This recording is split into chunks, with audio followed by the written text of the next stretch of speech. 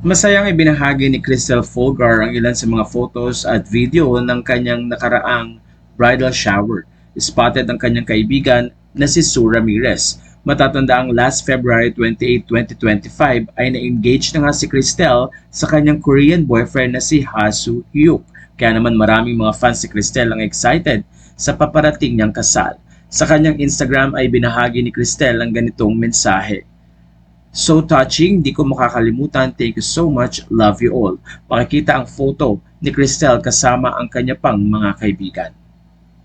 Matatanda ang last 2024 ay binahagi ni Cristel sa kanyang vlog kung paano nga niya nakilala ang kanyang mapapangasawa na si Ha Soo Hyuk.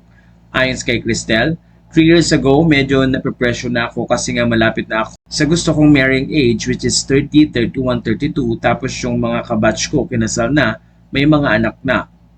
Na-realize ko ano ba talaga ang pinaka-goal ko sa buhay. Akala ko dati yung yumaman lang, magkaroon ng maraming pera pero I realized sa pagtanda ko, what I really wanted is to have my own family. That time, iniisip ko dapat sinisimulan ko na to.